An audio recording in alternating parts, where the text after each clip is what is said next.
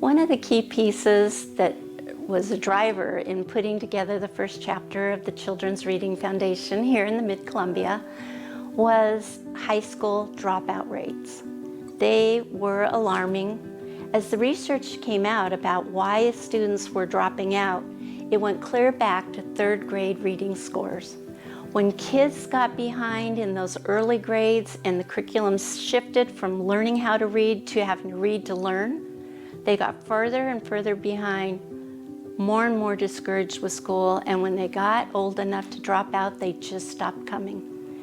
We started the Children's Reading Foundation, in part, as a high school dropout prevention program.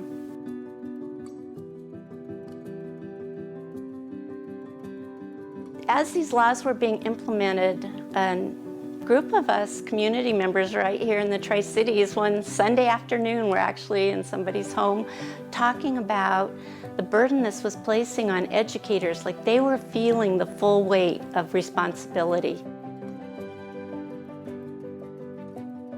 The process for starting it, because it was community-based and grew out of community support, was actually surprisingly easy. People love children. They know that reading is a valuable and important skill, and they're happy to help. And so we put together a board of directors for our local nonprofit. It had 15 members of community leaders and media experts in child development, educators, people who could help us with our messaging. And all 11 school districts in the Benton and Franklin County region signed on as members. We stayed very focused on the importance of reading aloud to a child 20 minutes a day.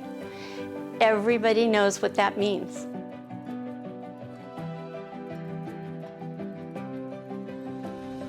Those of us who live here in the Tri-Cities can be rightfully proud that we were the founding sponsors of the very first chapter of the Children's Reading Foundation.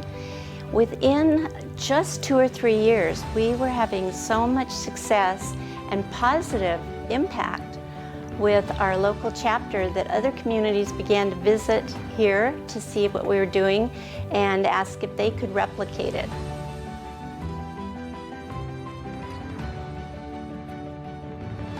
Today, as I look back, I honestly can't believe it's been 25 years, and I feel so blessed to have been a part of this. It's astonishing to me.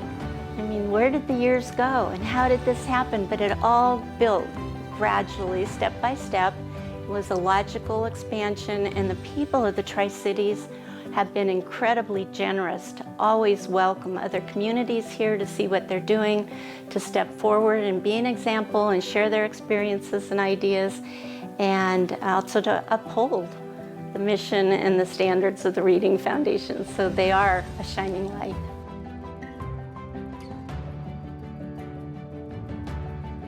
Everybody cares about children, and everybody knows what literacy means and the value of being able to read well. What a gift to give our children. And that's what the Children's Reading Foundation's sole purpose is, that every child has that potential and future of being able to read and succeed.